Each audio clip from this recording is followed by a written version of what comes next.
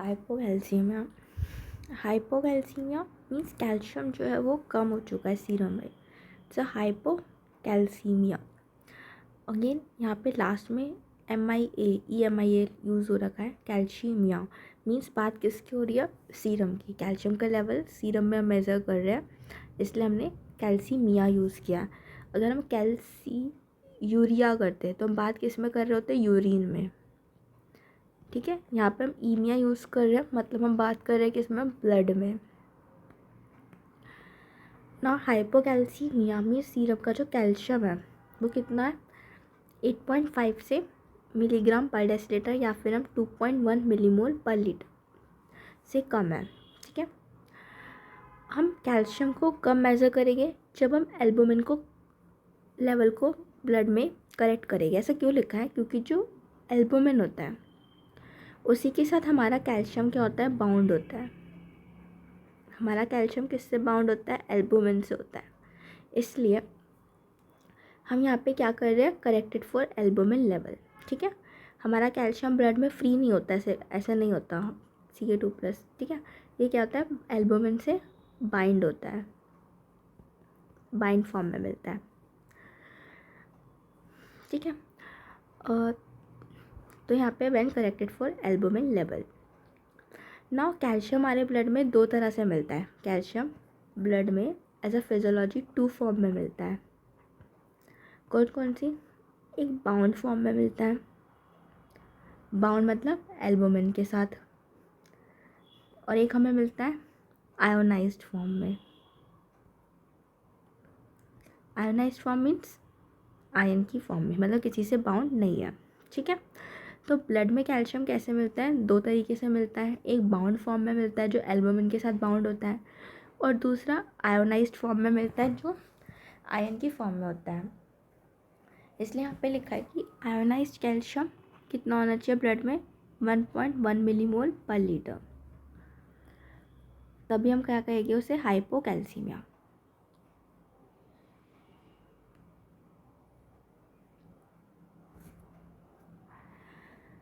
तो हमारे पास कैल्शियम हो गया दोनों फॉर्म में।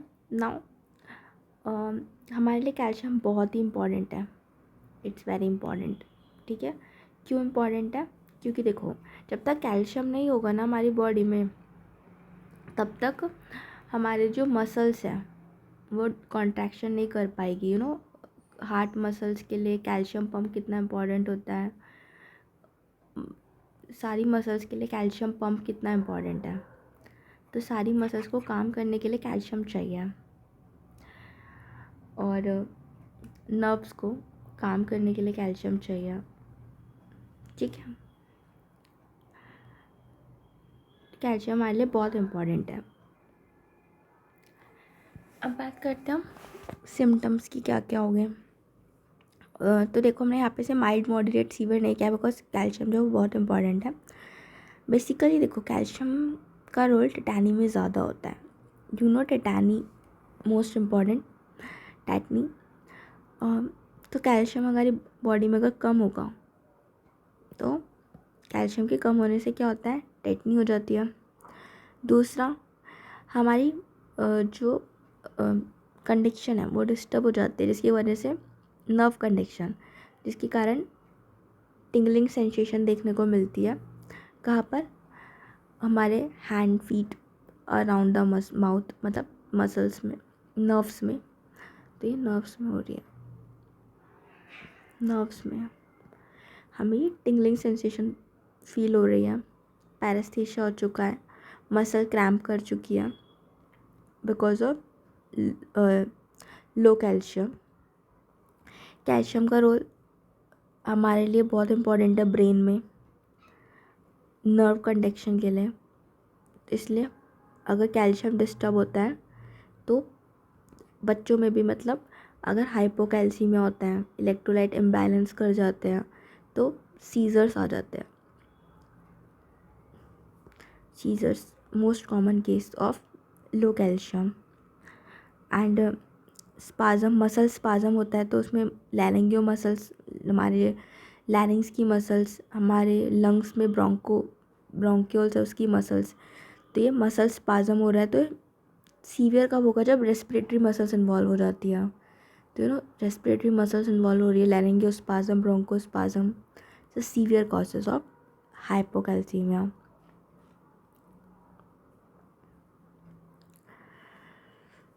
अब नाउ इसमें हमें 2 साइंस मिलते हैं। चुवास्टिक साइन, इसमें क्या होता है, ये पर्सन है, उसका फेस है, ठीक है, आइज़ है और इसका माउथ। तो यहाँ पे हम क्या करते हैं, टैप करते हैं। टैप किससे करेंगे? हाथ से या पिन से टैप करते हैं।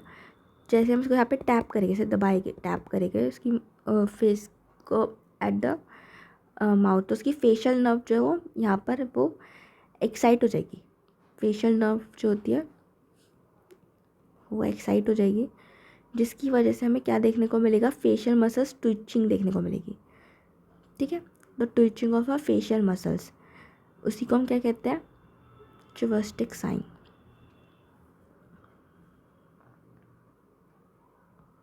ये भी किसकी है? कैल्शियम के कम होने की वजह से है। दूसरा, जब हम ब्लड प्रेशर के कफ को हैंड पे बांध देंगे और जब उसको मतलब इन्फ्लेट करेंगे, तब क्या होगा, कार्पल स्पाज्म देखने को मिलेगा। उसकी जो हैंड होगी वो स्पाज्म में चले जाएगी, जो उसकी हैंड होगी नॉर्मली, ठीक है। तो एक अब नॉर्मल सी में मूवमेंट देखने को मिलेगी, कार्पल स्पाज्म। ये हैंड की मसल्स में स्पाज्म आ गया है। कब? जब हमने बीपी के कफ को बांधा है। कहाँ पे बांधते हैं बीपी के कफ को? हमेशा ब्रेकियल आर्टरी, कुबाइटल फोसा पे बांधते हैं। तो उस समय क्या मिलेगा, ट्रॉर्सियो साइन।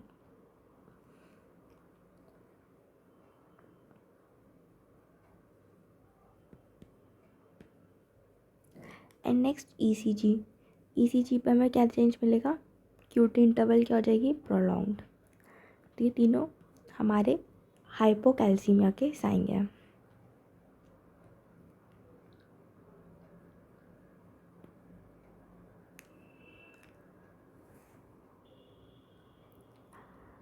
अब देखो हाइपोकैल्सीमिया कितने टाइप्स के होते हैं।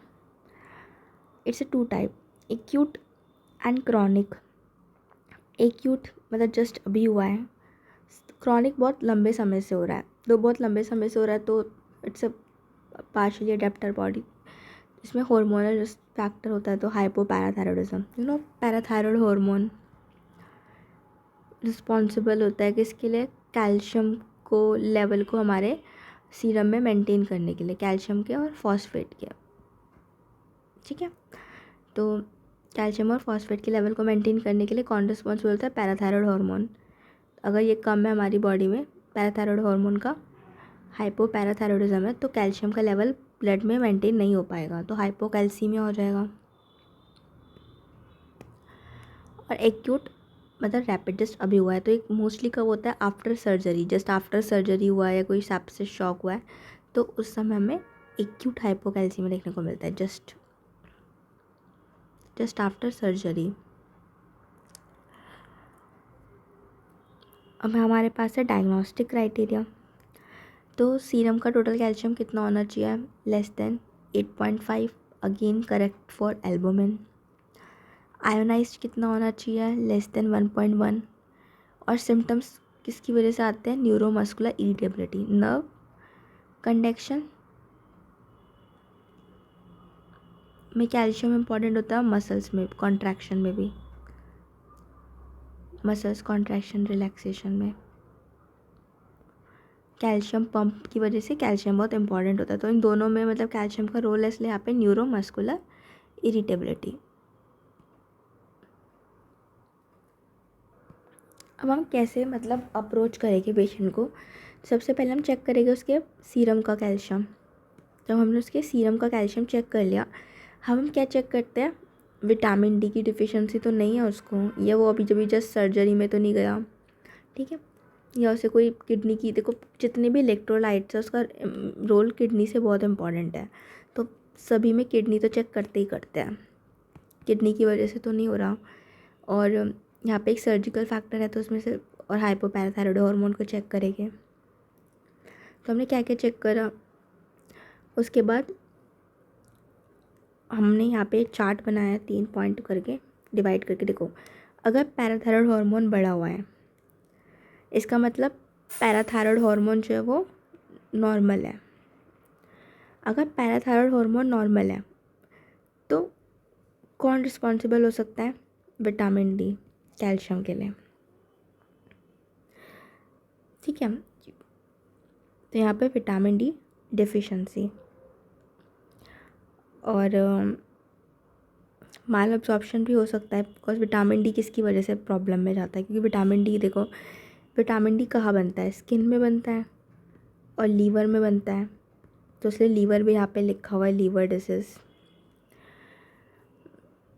और पेनक्रियाटाइटिस भी इसमें इन्वॉल्व हो सकता है, इस लाइक एक्यूट पेनक्रियाटाइटिस।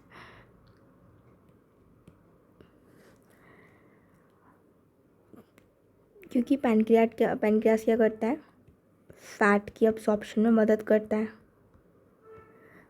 और विटामिन डी क्या है हमारा? Fat soluble vitamin.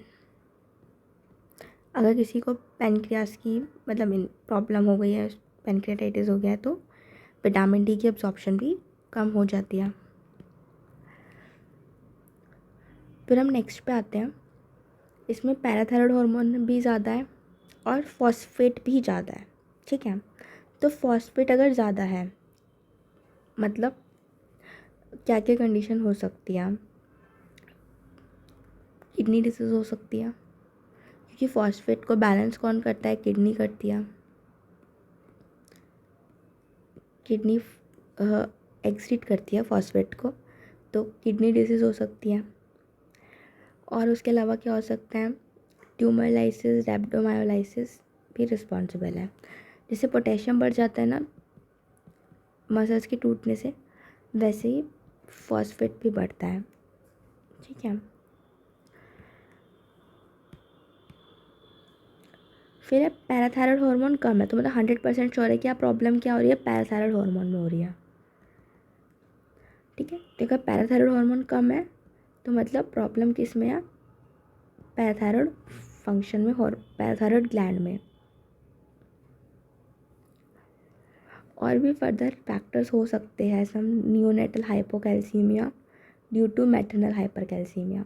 मदर में कैल्शियम ज़्यादा था जिसकी वजह से जो बच्चा था जब मदर के वॉर्म में था तो उसके में पैराथायरॉयड हार्मोन क्या चला गया? अडेप्शन में चला गया, क्योंकि उसको ज़्यादा कैल्शियम मिल रहा था, इसलिए पैराथायरॉयड हार्मोन कम है। एक ये फैक्टर हो सकता है।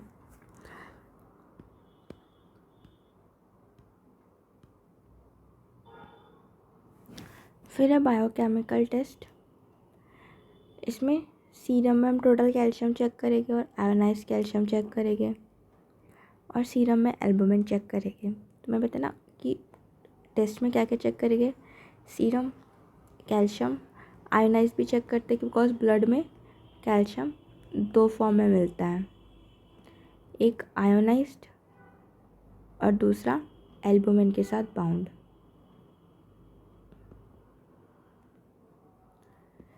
ओके, साथ में हम क्या चेक करेंगे? पैराथायरॉयड हार्मोन चेक करेंगे जिसका बहुत इंपॉर्टेंट रोल होता है, और हम मैग्नीशियम भी चेक करते हैं बिकॉज अगर मैग्नीशियम भी कम हो गया कैल्शियम के साथ तो इट्स वेरी वॉश, मतलब बहुत ही डेंजर हो जाता है, ये डेंजर है। अगर मैग्नीशियम जो है वो भी कम हो गया कैल्शियम के साथ तो क्या हो जाता है? Danger sign. इसलिए हम साथ में मैग्नीशियम को भी चेक करते हैं, और सबसे पहले मैग्नीशियम को भी करेक्ट करते हैं। साथ में हम विटामिन डी भी चेक करेंगे बिकॉज कैल्शियम की बात हो रही है, और फॉस्फोरस भी चेक करेंगे। ईसीजी तो करेंगे ही because ECG prolong QT interval. Kidney के फंक्शन को तो चेक करने के सारे इलेक्ट्रोलाइट्स में, पर पैराथायरॉयड हार्मोन इसमें आ रहा है इसलिए हम ऑटो इम्यून स्क्रीन भी करेंगे चेक करने के लिए कि पैराथायरॉयड हार्मोन में कोई मतलब एंटीबॉडीज़ वगैरह तो अफेक्ट नहीं कर रही। ठीक है, इसलिए हम ऑटो इम्यून स्टडी भी करेंगे। तो हमारे ये सारे क्या हो गए? इन्वेस्टिगेशन।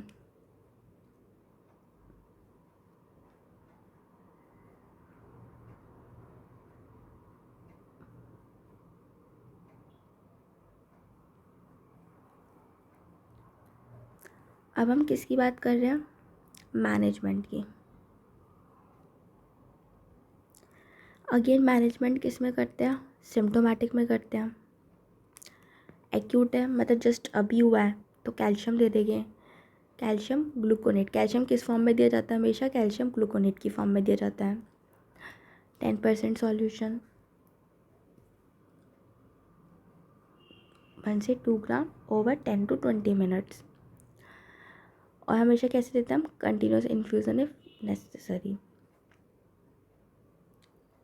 कंटिन्यूस मीन्स लगातार। मैग्नीशियम अगर डिफिशिएंट है तो उसे करेक्ट करना बहुत इंपॉर्टेंट है। क्यों, बिकॉज अगर मैग्नीशियम कम होगा तो कैल्शियम की कम होने की वजह से जो सिम्टम्स आ रहे हैं वो कैसे हो जाएंगे, वर्स हो जाएंगे।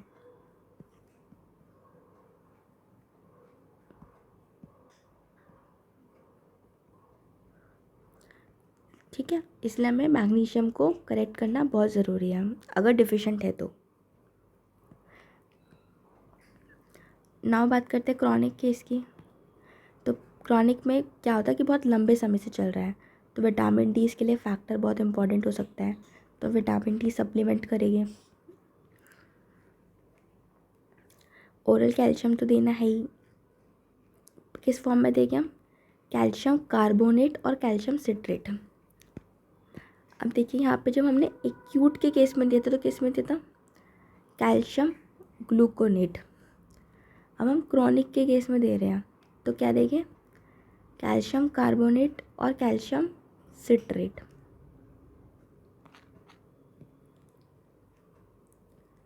विटामिन डी रिप्लेस और ट्रीट करेंगे हाइपोपैराथायरॉयडिज्म को।